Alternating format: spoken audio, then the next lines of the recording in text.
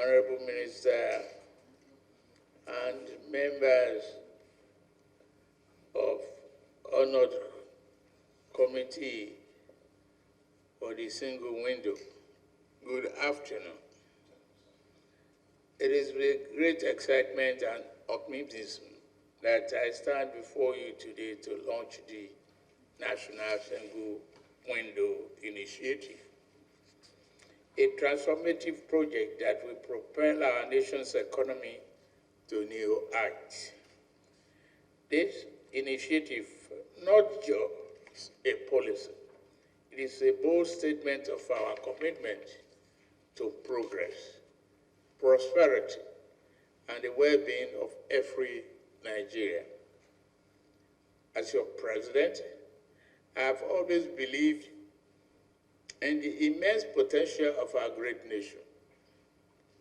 We are a people blessed with resilience, creativity, and unwavering spirit of enterprise. However, for far too long, our economic growth has been hindered by the complexities and inefficiencies in our trade processes. Today, we say there should be no more. The National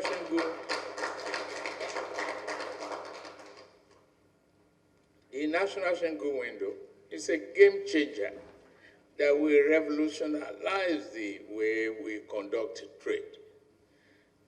By simplifying government trade compliance through a digital platform, we will unlock the doors to economic prosperity and all other opportunities. This initiative will link our ports, government agencies, and key stakeholders, creating a seamless and efficient system that will facilitate trade like never before.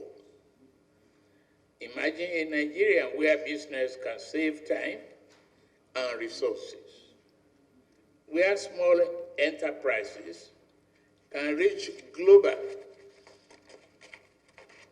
markets, and where the informal e-commerce sector is brought into the fold, increasing our tax base. This is the Nigeria we are building with the National Single Window. The benefits of this initiative are immense.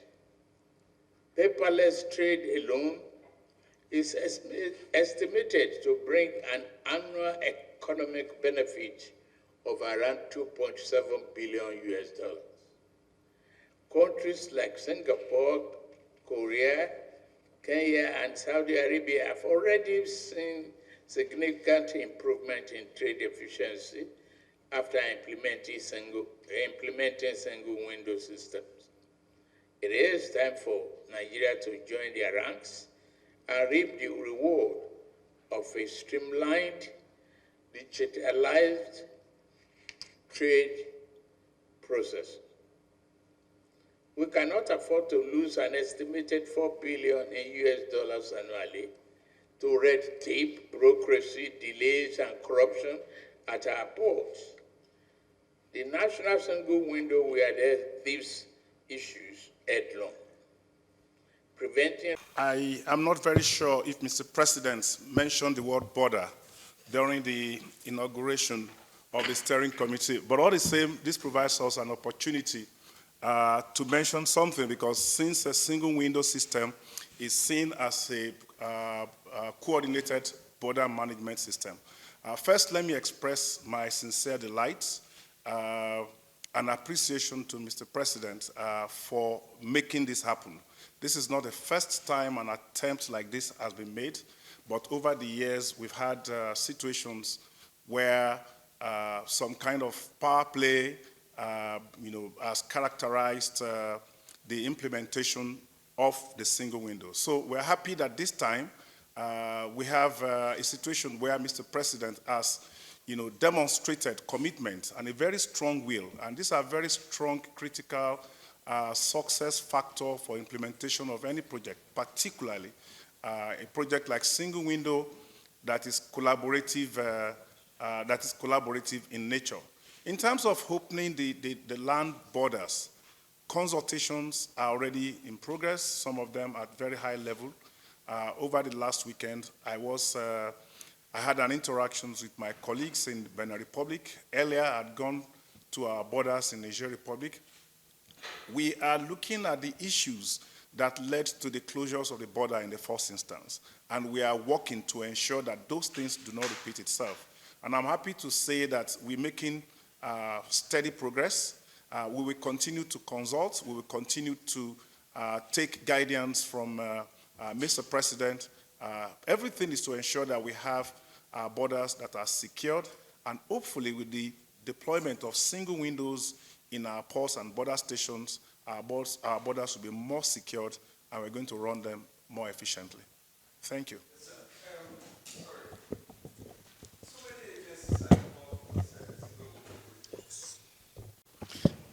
Thank you very much.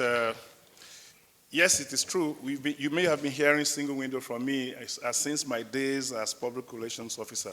How did it originate? In 2011, some characters, went and they hit the towers in the US, and in response to that, the World Customs Community started putting in place a number of measures to ensure the security of the supply chain. But while they were doing that, they felt that they needed to also take measures not to compromise the movement of legitimate trade.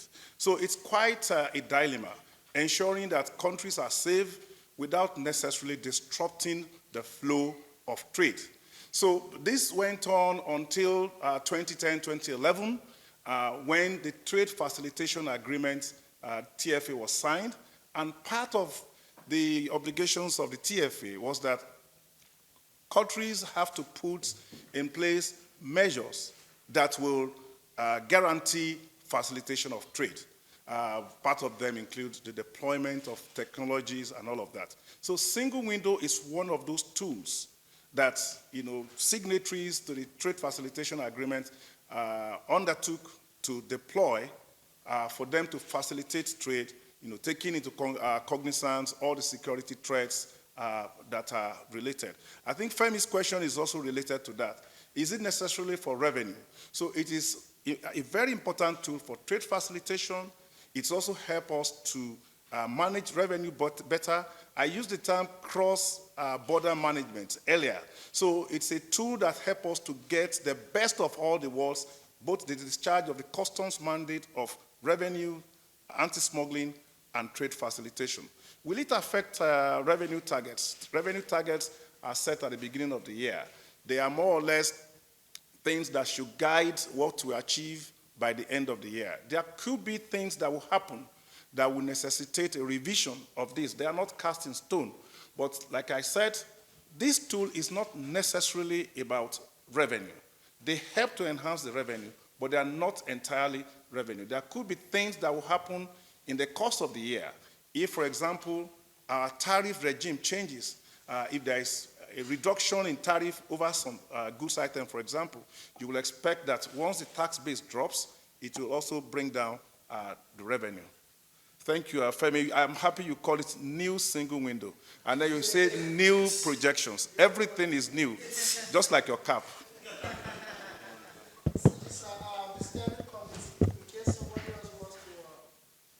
It will also reduce the number or the amount of forms that importers, exporters, and stakeholders need to fill up.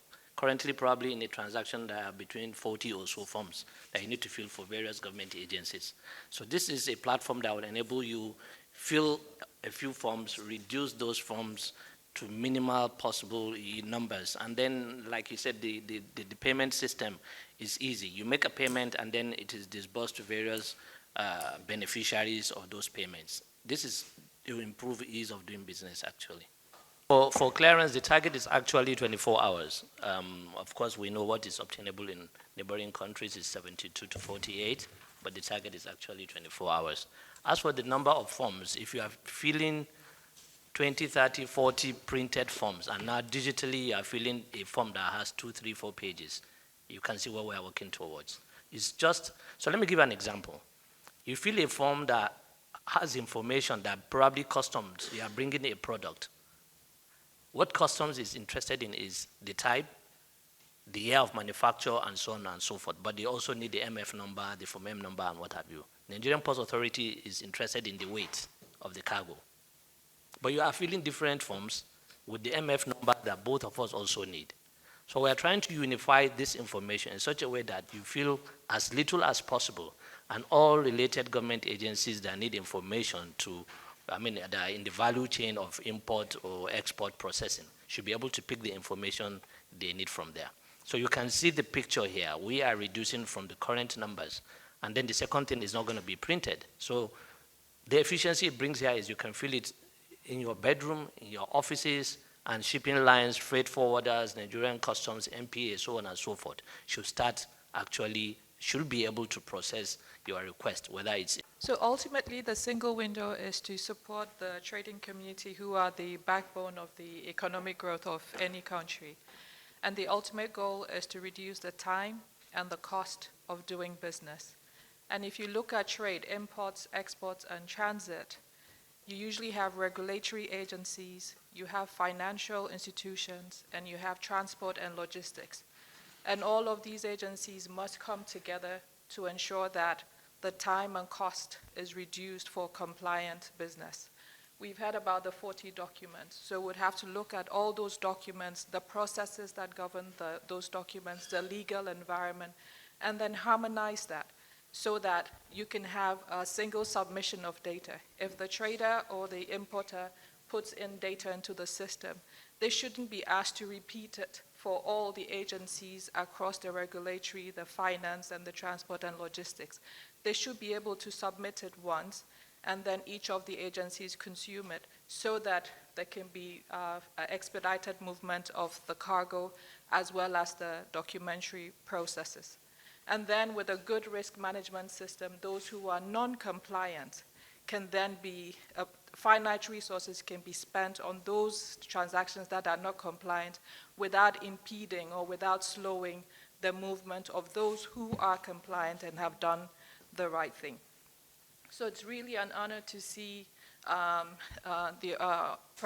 His Excellency the President inaugurate this, because it can only work if there's a national vision and there's national cohesion for everyone to work towards ensuring that we can all harmonize processes, harmonize documents, harmonize data elements, and have a legal framework to make sure that importers, exporters, and transit operators can work faster to move their goods, which will benefit citizens and the economy as a whole. Thank you. Thank you.